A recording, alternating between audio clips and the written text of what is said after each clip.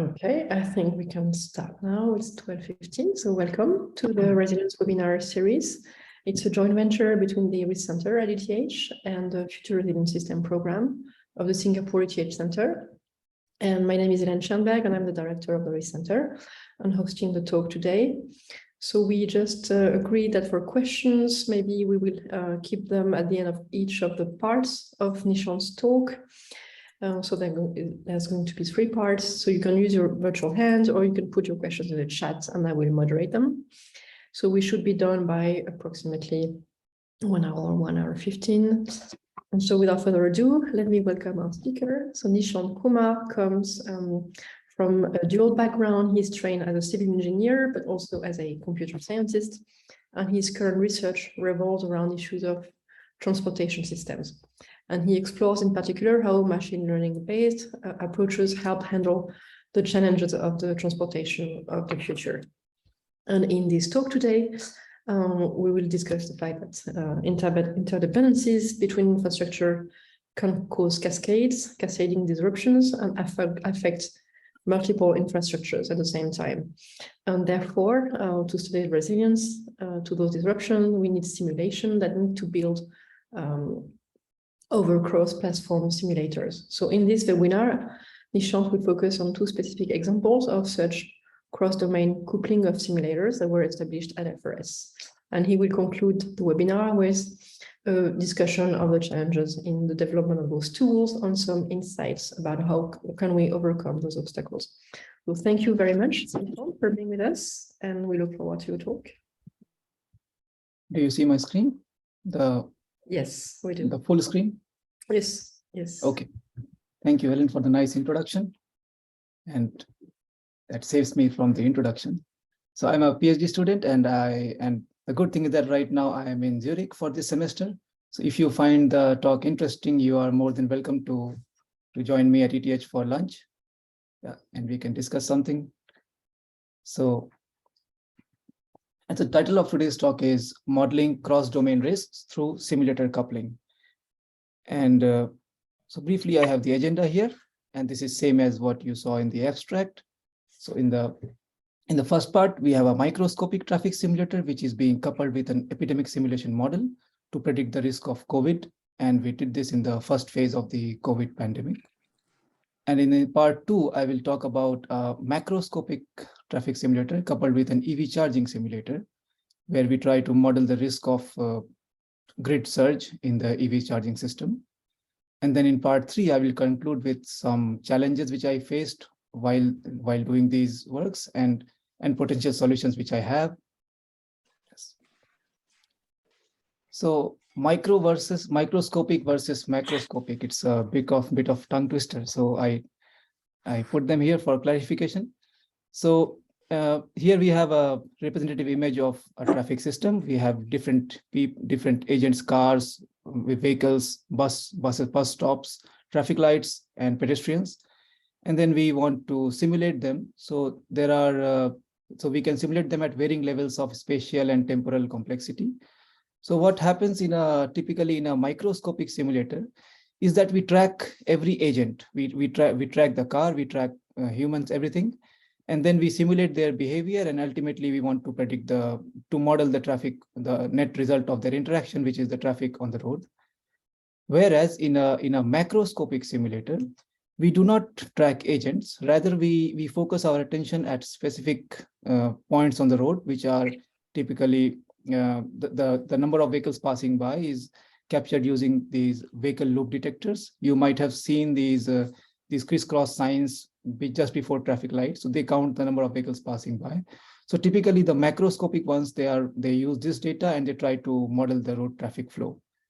And in this specific talk, for the microscopic, I'll be focusing on SimMobility, which is I'll be showing the results using the SimMobility simulator, which was developed in Singapore MIT Alliance in the same CREATE building where we have FRS. And I used to work in SimMobility group for a long time. And then for the second part in the macroscopic, I'll be using a cell transmission model. And then so here I have citations for both. And then the important question is, how do we choose what kind of simulator we want, whether microscopic or macroscopic? So often it depends on the question at hand.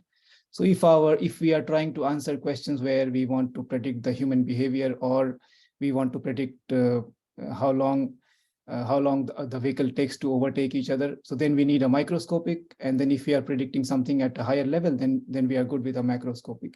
And it goes without saying that, of course, there is a huge computational trade-off. If while going from macro to micro, the computation load increases manifold. So now we focus on the first part, which is a microscopic traffic simulator, and then we use the output to simulate the epidemic. So this was a collaboration between FRS, me, and then we had Jimmy Oke from UMass Amherst, and Bethan from University of Ariel, Israel. And so this is, and we got this published last year, this activity-based epidemic propagation and contact network scaling in auto-dependent metropolitan areas. So here I have the whole pipeline for you at a glance. So we have, as we said, we are coupling a simulator. So coupling two simulators, so we have two parts. We have the traffic and the epidemic. And for the traffic side, so the blue boxes are the simulators, and the green boxes are the input and outputs. So for the sim mobility, we use the sim mobility midterm. And here the inputs are the travel demand, the supply infrastructure. Travel demand is basically the total number of trips that you expect to have. And the supply infrastructure are all the constraints that the city itself presents to the traffic, like number of roads, number of buses, things like that. And then the midterm simulator outputs the location of every individual at every time. And in this, for our case, we are using a time interval of 5 minutes. And then on the right-hand side is the second half of the coupling, which is where we use the location at every time interval t, and we convert it into a contact graph. And with that graph, we are able to simulate the spread of the infection. And then we use a SEIRD model. This is a very popular model used in epidemic simulations. And then finally, we have the plot of the curve, the aggregated curve of the epidemic. So I will focus on each of these parts one by one. So let's start with the left, that is the sim mobility midterm simulator. So when we are, so typically so what if we are trying to model the traffic, what would you have? So even before the day starts, we usually know that where we are going tomorrow, and then which mode are we taking? Are we taking a bus, car, or metro? So in the sim mobility midterm, we call this as the pre-day model. So the pre-day model takes as input the human population, and then based on their work and home locations, it predicts a rough estimate of the travel plans. And then the output is called an activity schedule. So it's a schedule of all the activities that the person is supposed to do on the next day. And technically, this is a collection of the destination zones, the arrival and departure time estimates, and the main mode of transportation. Then the next question we have is that when we know that, okay, we are going to go to work in this place, then the next question would be, which route are we taking? Or if we are taking the bus, then the next question would be which bus number I'm taking, and to be more specific. And then I will also try to plan exactly what time I want to reach my work. So this is captured in the within day model, where we fine tune the estimates from the pre-day model. And from there, we get the outputs of routes, the exact routes that the vehicles are going to take. And then we do this for every individual. So this model was calibrated for Boston, Singapore, Baltimore, these three cities, and maybe more, this city for sure. So for each of these, for depending on the population, so for example, around 6 million people in Singapore. So we do this for all 6 million simulated population. And then, so we have those 6 million routes. And then after that, we have the supply simulator, where we aggregate all the data from all the individuals, and then we try to put them into the constraints of the road capacity, the number of buses, and number of trains, their frequencies, and also the traffic lights. And finally, this is a high-level abstract of the whole model, because there are lots of loops, lots of feedback loops, internal and external. But this is the overall picture. So finally, with this, we have our sim mobility midterm simulator is complete. And then this model gives us the output, which is the location of every person at a time step t. And the location can be mapped using a key of person ID and time. And the value is a state, whether the person is on a bus car, at a bus stop, or is already reached the destination. So now this part is the key to connecting the traffic simulator to the epidemic simulator. So because as we have the space and time of every individual, we can convert it to a contact graph. So we will come to that. Yes. Hello. Okay. So and now let's look at the second part of the pipeline, which is the SEIRD model. I'm in a meeting. Sorry. The SEIRD model is a popularly used epidemic simulation model, and SEIRD stand for different states of the individual when an epidemic is in progress. So susceptible is basically the whole population, apart from the ones who are excluded or do not live in a community. And then exposed are the people who are who were in contact with someone who was infectious, and then we have infectious and infectious of two types, with and without symptoms. And then we have R stands for recovered, and D refers to the deceased. And each of these variables, the phi, kappa, rho, these are probabilities of transition from state 1 to state 2. And this is so every individual starts with a basic state, which is the susceptible, and then based on the probabilities, the individual transforms to a different state. So here I put the equations for these transition probabilities, and all the other equations apart from the one on the bottom, they are specific to the disease. So for example, mu, kappa, gamma, these depend on the disease which is spreading at the moment. And then we have the rho, which is the probability of becoming sick or not sick. So this is highly age dependent, again a function of the disease. But what matters most for this discussion is the last equation, where we model the contact intensity. And I go to this one again. So let's revisit this equation. So here we have the Q, I, and tau. Q is the shedding rate, and I is the contact intensity. And tau is the time the two people they spend together in contact. So if we focus on this Q and I, so we do not know what is the we do not know exactly what are the parameters for Q and I, because it varies throughout the day. People are at different places, and this is where we use our traffic output to model this. So what we do is that and from the literature, we know very well that the net product of shedding rate and the infection rate, that is a function of, that is somehow related to the cube of distance. So the farther you are, the less chances you have that you will get infected. So we use this, and then we know that from our model, we have the D and the tau.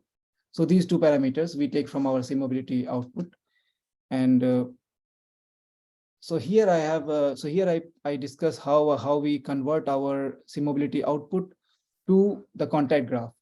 So as we said in the beginning that we had, so the output was of three types. So we had a key, and that person and time, and then the person could be on a bus, in the train, or working at his office or shopping. So here in the three images here, we have on the right, the colorful image is for the people who are performing an activity somewhere in the city. And then on the bottom, you have the buses and trains. So for each of these, we need to model the expected distance between two randomly picked individuals. So how do we do that? So we follow different approaches. So for the cities, for the people performing an activity at a city, at any location in the city, we split the city into using a Voronoi tessellation, and every person is mapped to his nearest intersection or the nearest node. And then that is transformed, the area of that node is transformed to a circle, and then we assume that the persons were distributed in a two-dimensional Gaussian, symmetrical Gaussian distribution. And we also assume that the people who perform different kinds of activities, so working, education, shopping, or others, they do not interact. So based on, so if someone is in the office area, they will not interact with the people going to the shopping mall. And we use this to simulate the distance between different individuals. And then similarly for the buses and trains, we assume a uniform distribution of the individuals. And then we realized that computationally it was a problem to compute the distance of everyone on the bus. So what we did, we used some results from sociological from some results from this paper, modeling distances between humans. And then it turns out that if you have a sufficiently large number, which is as small as 20, then the expected distance converges very fast. So which is what I show in the plot. So the expected distance between two random individuals would be around half of the length of the vehicle. So we use this, and then we use the expected distance for buses and the actual distances for people performing activities. So using this, we have everything in the equation apart from that extra parameter, which is highlighted here, Q naught, I naught. So we still do not know these. So what we do is that we calibrate our model. So we run the simulation several times, and we tweak the parameters of these theta, Q naught, I naught, so that our final, the ratio of the people who are getting infected, that was close to the number. So in this case, we used 2.5, which was the number being circulated in the literature at that time, from the first wave of the data that we received from most of the papers that were published in China.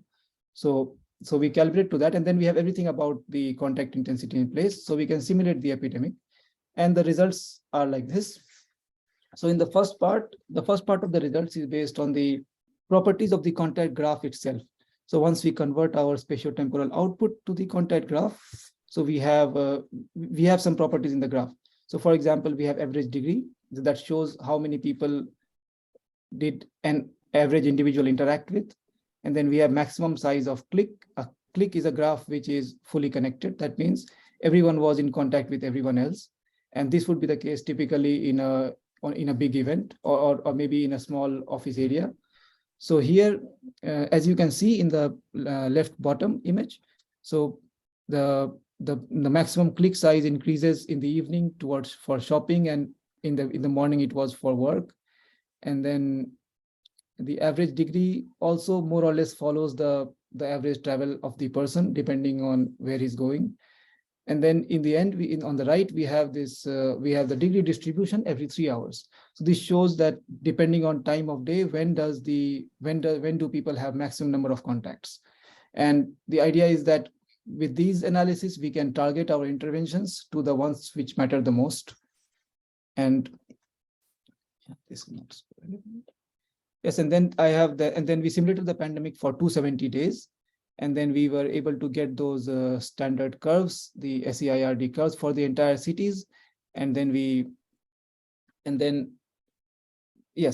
there was and then I list down some assumptions here, that the symptomatic individuals did not travel from the next day onwards, which was a very realistic assumption, I would say. And then our temporal resolution was 5 minutes, and the spatial resolution was the intersections.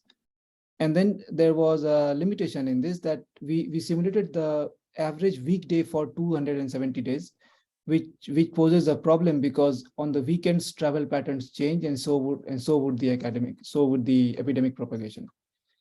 Then later on, we looked into the spatial dynamics of the simulation. And then it turns out that no matter where we introduce the initial cases of infection, the infection always converges to the city center. So this was an important finding, and this means that our work from home policies were really useful. I mean, they were targeted at capturing this, at stopping this. And then we did some validation of our curves. And the good thing is that this validation is not in hindsight. So this was the validation points were added after the first version of the paper was out on arXiv. And we noticed that the curves start to deviate, particularly at the points where restrictions were put in. The red dots in the curve imply the restrictions in different cities, and on the right, and the green play button means the restrictions were removed. So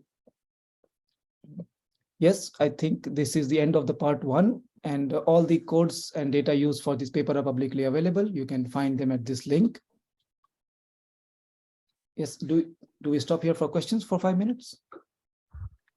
Yes, if there are questions, of course. So are there questions on this part of that stage?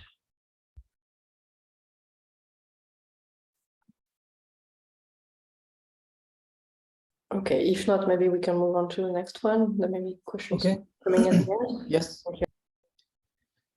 So now let's move on to the second part of the presentation, where we use a macroscopic traffic simulator to predict or to model the power grid surge in the presence of EVs. So this was done as an intermodule collaboration within FRS with me, Yi, Jack, and our supervisor, Prof. Martin, Prof. Gabriela, Prof. Bojidar. And this is still an ongoing project. We are still making some improvements. So any feedback and critical questions received from you will be very helpful for us. So again, here I have the whole pipeline of this study at glance. So we have two parts again. We have the traffic simulator and the EV charging. So the traffic simulator takes as input. Now this is a macroscopic. So here we do not have very detailed inputs from every individual. So the inputs are basically traffic flow data and the supply infrastructure. And the outputs are the flow data at the destination cells. And then we convert this output to the arrival time of EVs, the electric vehicles. And then we use another simulator which is gaining popularity in the power grid system, in the EV charging systems. So this is from a Caltech group, the ACN charging portal, and they provide lots of functionalities how you can model real-time EV arrivals and the realistic assumptions on the battery, the charging pattern, and maximum minimum current, things like that. So we use the output of our traffic simulator as an input to their model, and finally we get the goodness of the entire charging system as the percentage of energy demands that was met by the charging system. So what is the motivation behind this study? We know that EV penetration is increasing in almost all parts of the world, and then we have lots of improvements going on in the charging infrastructure. Chargers are becoming faster, and then there's also there's a large group of researchers from the power side who are focusing on improving the efficiency of charging. Improving the efficiency implies reducing the cost to the charging operator, making it cheaper for the users, and also to reduce the load on the grid. And so our study is an effort to complement. Our study complements these efforts and helps them make an informed decision. And because typically when we focus only on one infrastructure, we are limited to looking at risks within that. But when we couple these simulators, we can look at risks that come from the other infrastructures. So, and then what is the central idea in this study is that staggered arrivals become concurrent in the presence of non-recurrent congestion. So let's say there is an office building where people come in and they put their cars to charge, but then so everyone has their own time of arrival within a period of, let's say, an hour or 2 hours. But then due to an incident on the roads that lead to the charging area or lead to the office areas, there was a delay, and then the vehicles got accumulated and they arrived together. So with these vehicles, when they arrive concurrently and together, so they can result in an increase in the charging demand. So that is the central idea. So now let's have a quick background of what type of EV chargers are available. Two types. So typically level 1 and level 2. Level 1, as you can see in the image, are the ones which are used in homes, and these are slower chargers. They typically take 11 to 12 hours to fully charge a vehicle. And I apologize for the power rating. The power rating is inverted. So level 1 should be 1.4 and level 2 should be 7 kilowatts. So level 2 chargers are the fast ones, and these are the ones we typically see in huge office buildings and also the public parking lots. They can charge a vehicle currently in 3 to 3.5 hours, and hopefully in the future these will be even faster. So and for this study we specifically focus on the level 2 chargers, the fast ones. So we have two parts of the study, and the present and the near future scenario is that we model the trips which go from home to office, and then there is an availability of fast charging parking lots at the office. And then we will have further into the future scenario where we model the trips returning home. So that means office to home. And this right now, this is not a concern because at home we have slow charging and they average out very well. But in the future, when we have fast charging at home, this will be a major issue. So, But for this presentation, I will only focus on the first part, which is the present scenario, home to office trips. So let's look at the traffic flow on a typical American expressways. And before so for this study, we, as a pilot, we use the data from Minneapolis in Minnesota, and then we get both the we get the data from there, and then we model the parking lots in the area where we have offices. So typically, if you look at the traffic flow at the highways that lead to the area, the traffic flow looks like this. And there's a peak in the morning, and then there is a staggered peak in the evening. So as I mark them here, so in the morning you have a home to office peak, and the peak is much more prominent, because typically people are supposed to reach office on fixed hours, but usually they leave at staggered timings. So sorry. So we look at so we justify our choice of these home to office trips. So why is this important?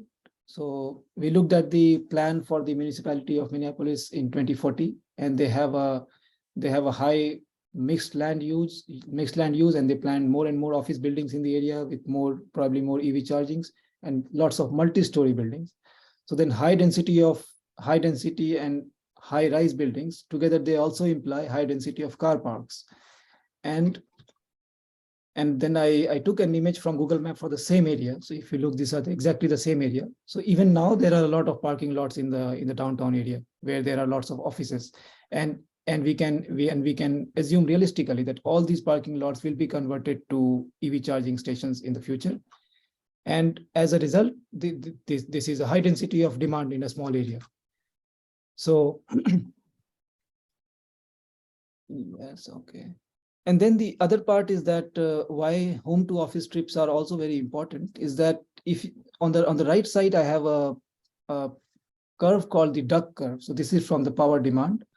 And this is observed in most of the big cities, that you have a high demand of power in the morning. And then somewhere in the midday, the power demand goes down. And in the night, again, it goes down and increases slightly in the evening. So in the morning, what happens when people go to work? So the power demand of the area increases, because they will turn on their lights, their computers, everything. So at the same time, now if there's a demand surge due to the arrival of EVs, that makes this peak even worse. So it's important to model the home to office trips. So I have a brief summary of the data and methods here. So the data, as we said, it comes from Minnesota, and the data is a high temporal resolution, 1 minute to 30 seconds of flow. And then we have historical as well as real-time data. And the methods, as we discussed a bit before, we use a macroscopic simulator, and this is called a cell transmission model. And currently we are able to simulate every 1 second of the temporal granularity. I'll briefly discuss how the model looks like. So here we have the image on the left, we have an image of the area with the road network. And then I mark the place where we simulate our accidents, or the non-accident / non-recurrent congestion. And in the north, on the top, you have the destination cells, which are the places where there are lots of parking lots already. And the orange dots represent the sensor locations. So these are the same VLDs that we had in the first slide, the vehicle loop detectors, which count the number of vehicles passing by. So I zoom into the left image again to the downtown area, and you can see that the name of this cell transmission model comes from the way it looks. So we have the road network, and we split it into cells, and we have 5 types of cells. And the normal cell, where traffic just passes by, then merging, diverging, origin, and destinations. And typically, what the important one for this study is the destination cell, because we are interested in modeling the number of arrivals at the destination cells, which coincide with the parking lots. So I have very preliminary results from our study here, that we have 2. So the green curve is the real traffic that was flowing in the road which I marked as simulated accidents. So the green curve is a real traffic without any accidents, and then we have a 45-minute accident where the traffic completely stopped. So we see a huge peak, and then this peak means the number of vehicles that arrive in the destination cell. So even at this point, this is already usable by people from power grid, because typically in the unless the EV charging system is highly optimized and using an adaptive algorithm, typically they would be working with uncontrolled charging. That means the vehicles come in, they plug in, and they start charging. So that means if they do that, this will cause a grid surge very fast and maybe cause something to fuse. So, but nowadays what we see is that there are lots of efforts in trying to make this charging adaptive and able to handle these surges. So here I compare our results to the ones from a recently published paper from this, and these are the same authors who also published their ACN simulator, which we are using in the second part. So in this paper on the left, you have these numbers which show that their proposed ASA-QC, the adaptive scheduling algorithm, performs almost as good as the optimal charging. So optimal is an offline optimal, because typically when we optimize, we are in these kind of scenarios, we never know what will happen in the future. So we only optimize based on the data we have at time t in the present. However, they also put so all the algorithms that they have here, the round robin, the least laxity, and adaptive scheduling, these are based on the online availability of information. Whereas the offline optimal, the first row, means that the perfect arrival of vehicles was known beforehand, and then what could be the best. So this is like a theoretical limit that one can optimize. So their adaptive algorithm is super smart, and they are able to, given the current number of vehicles, current arrivals, the algorithm is able to perform almost as good as the optimal. Now we come to the right side, which is our results, where we show that it is all those adaptive algorithms, they do not work so well if you assume that the number of vehicles will increase, the percentage of EVs will increase, which is going to happen very soon. So we see huge differences between the offline optimal and the adaptive charging and all the other algorithms. So this implies there is a need for even smarter algorithms which can take care of the future arrivals of vehicles. And then we have this and then we have two parts. So the other one is the case where we have the accidents, and if you compare them, we see that the first of all, I have to admit that the differences are not so huge, and this might be due to the assumptions we have currently, because we do miss out a lot of traffic that does not go through the expressways, because traffic can go around the expressways. So we need to capture that. So we are working on that. But even with this, we do have a 5 to 6% of improvement if we know the accidents beforehand. So with this, I conclude the second part, and here I summarize the key contributions and what we are doing currently. So the first part is that yes, the key contribution one is that we have a city agnostic framework, because we use the open street maps and then we convert it into a CTM. So our entire code base is flexible and can be transferred to a new city anytime. Secondly, it's super computationally efficient. So my co-author she implemented some parts of the code in Fortran, so that's super fast.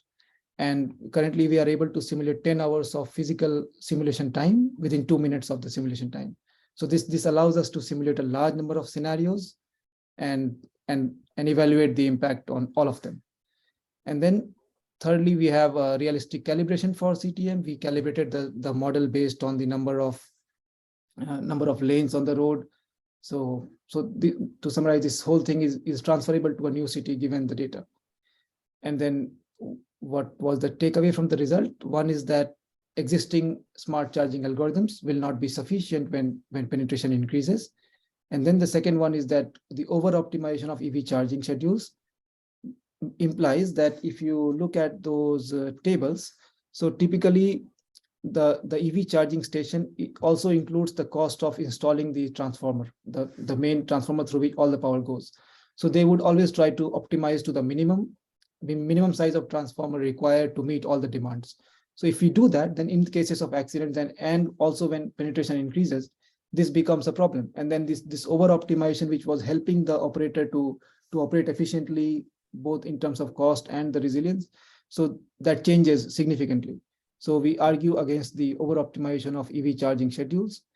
And then here I have some ongoing improvements where one, we need to model more realistic accidents. So we did find some data sources which summarize the type of accident that happened on those roads. So we are incorporating that.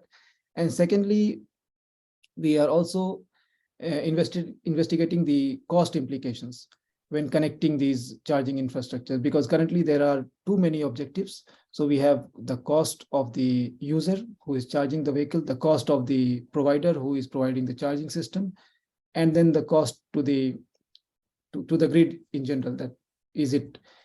So if EV charging is super expensive, then it's possible that the load is balanced from someone else. So things like that should not happen. So we are looking into the cost implications and connected cost implications of these connected charging infrastructures. So this concludes the second part of the talk. And at this point, I pause again if you have any questions. Otherwise, we can have questions in the end. I may have one very briefly. What could be in the big scheme of things, the implication of having autonomous vehicles? Autonomous vehicles would be, one is that with autonomous, we do not just gain autonomous driving, we also gain connected vehicles. So when the vehicles are connected, we have a huge amount of data sharing. And so, for example, what I try to show here, that might become very obvious when vehicles are connected. And then the vehicles which see the congestion first, they might inform the ones or they might inform the grid, and the grid does something to solve the problem. And then also with these automated mobility, they also are looking at integrating this with the grid. Typically, they call it vehicle to grid infrastructure, where the autonomous vehicle is charging, and then in cases of huge demand, they allow discharging from the vehicles. So this is, I do not think this has been implemented yet, but this is again a futuristic scenario and one possibility to counter those extensive loads. But yeah, to answer your question, with the automated cases, it will become definitely more challenging to model because the vehicle makes its own decisions then. Yeah, okay, yeah. Thank you.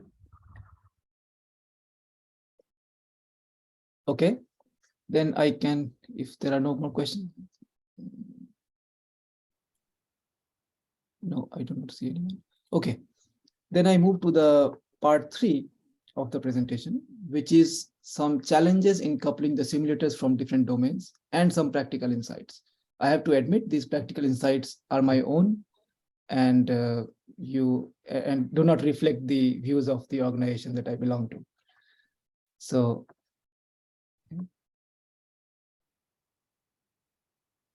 yes, so we discussed simulators, and if you agree, I would say that the simulator has two parts which are crucial.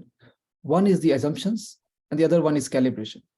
Because when we try to simulate anything in the real world, we make some assumptions, and typically these assumptions are based on the expertise of the people involved and also a lot on the literature. And then we try to, and then once we have the assumptions, we have a basic simulator running, we try to calibrate the simulator and then calibrate to match some objective function. And then we say that, yes, now the simulator is calibrated, so that makes it good enough to simulate new future scenarios. So now when we are talking about simulator coupling, so for example, EVs and the transportation. So here we have a problem that the number of assumptions increases significantly because you have two domains where you need to model things. And then we have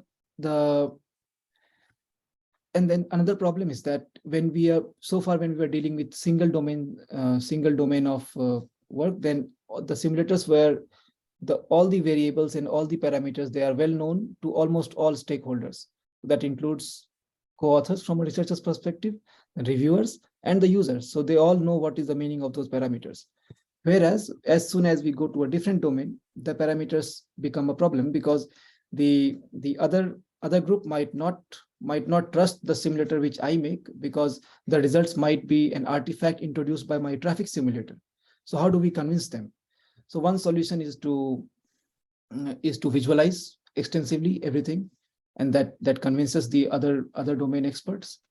And then the second one is that so here I put two technical solutions. So one is that if the model is stochastic, then we must run it multiple times and report the mean and CI, even if it is not asked for, because then this shows that the model is stable and it does not show weird results when we change a single parameter. So that's very important. However, if the model is deterministic, then we do not need to do that. We do not need to run it multiple times. Then what do? We need to simulate some null case scenarios where we remove the exact thing that we are looking at, and then we evaluate it. Because ultimately it should not happen that the assumptions that we make influence the main research question that we are looking at. So it's a red flag. I mark it as a red flag here. So that is wrong science. So when your assumptions influence your results, so to remove that, we should do as many cases of possible null case scenarios, and this helps most of the times. And then I have a practical insight here, a practical solution, which is to onboard the experts from different domains together. And then it is not so easy to do because the other domain might not appreciate what you do. So what we do is we typically need to find research questions which are interesting to the other domain experts. And for this, we are at FRS, we are a bit lucky that because we have different groups working from on different infrastructures, and then we have experts in one hall, so all of them. So you can always get get feedback from them and collaborate. And yes, so this onboarding of experts is very important. And then I also put here the curating of futuristic scenarios. So why do we make simulators? We make simulators because we want to simulate something in the future, or simulate something that we do not expect to see in the real world on an average day. So in such a case, when we look at a futuristic scenario from two domains, we need to make sure that our one assumption goes hand in hand with the other. So for example, in the EV thing, I could simulate an accident, and then at the same time, I also need to make sure that I increase the penetration to the number that's mentioned in the 2030 or 2040 plans. Otherwise, they do not go together. So then you have one assumption from the future and one assumption from the present. So they must be from the same time frame. And then moving on to the other part, which is the calibration part of the simulator. So now as a data-driven approach, we always have problems with data. So what is the problem here? That so in this case, when we couple simulators, we have data from two different domains, and that means two infrastructures, and we need it for the same duration, because we cannot have traffic data from 2020 and grid data from 2021. So it does not make sense. So we want it for the same duration, same city, and also of the same resolution, which is super difficult because different domains, they have been collecting data for their own purposes at different resolution. And then there's another problem, that different layers of these sensors are owned by different operators. Often the operators are linked to government agencies. So you have different custodians of these data sets. So you need to convince both of them. And then the solution is to demonstrate that the proof of concept works using an open data set, what we did. And then, but this is not enough. So this is enough only if we claim that our whole model and all the codes, they are transferable to a new city. So if we do that together, then it's very easy to argue for the data for a new city when you need both data sets. And particularly the OpenStreetMaps, OSM, helps solve this problem at the network level very well, because it's available for everywhere in the world, and it makes these tasks very easily transferable. And then there is one thing that we must be very careful, because when we deal with these coupling simulators, is the case of data privacy. So privacy of the individuals or the household which share the data, because something that might be anonymized at one infrastructure level might not hold when we go to the other one. So when you combine different data sets, new summary about the individuals might be released, and that might be that might be unsafe for them. So we need to be very careful about this. And how do we solve this? How do I solve this? Honestly, I do not know exactly how to solve this, but one way is to discuss the research plan with the data providers, so that, because they might have some preemptive notion of the risk. So they will, of course, they will be much more conservative, and they will let us know that, okay, no, you cannot do this, because then you can have these issues. So it's always better to discuss with the agencies and the providers. And then there is another challenge which I list here, optimization objective. So even within a domain, optimization objective is a problem because it depends on what we are modeling. So here I have an image from a survey paper which I did with Prof. Martin last year. So if you look at these two images, so we have two conflicting scenarios. In the first case, the green circles, they show that there are for example, what is the best case for a driver is that the road is empty, the driver goes at the maximum speed. However, that is a bad case for the traffic planner. That means the road was constructed without thinking, and then it has excessive capacity. So what is the best case for the traffic planner? That there are decent number of vehicles on the road and they travel at decent speeds, and thus they maximize the traffic flow. So typically when we try to maximize the traffic flow, that's what we are doing. And then sometimes but for an individual user, we just want to know the travel time, the travel speed, not the traffic flow on the road. So it's already a problem within the domain. And so, but when we go from one domain to the other, it becomes even more complicated, because then we have with multiple domains, we have two different operators. So two companies might be operating the EV charging infrastructure and the traffic lights of the city separately. And then how do you make sure that you keep both these companies on board? Of course, the cost optimization is not going to work for both of them. So there has to be someone to intermediate this conversation. And then you cannot have one grid, one system to be over optimized. Then you have the cascading problem. And yes, and many other problems with these two companies or two groups who work on two infrastructures and trying to optimize everything. So now this part I do not have a solution. So there is no easy answer. However, whenever we each attempt at investigating and quantifying these interdisciplinary challenges of optimization objectives, they do bring us closer to the true optimization that society needs. And with this, I have come to the end of the presentation. So I covered these three parts, and thank you for your attention. You can reach me out at the email. And then this is our FRS webpage. And currently I'm also at MeLab, which is headed by Professor Martin and Jana. And these are the links to that. And we do have a very nice repository called Track Intel, which is used to model the spatiotemporal behavior of individuals. So please feel free to check it out. Thank you for your time. Thank you, Nishant. That sounds like great work, and good to know you're in Zurich. Yeah. So I mean, personally, this is very far away from my own field, so I'm not sure I've got relevant questions for you. So are the people in the audience have any questions? No. Yes. Okay.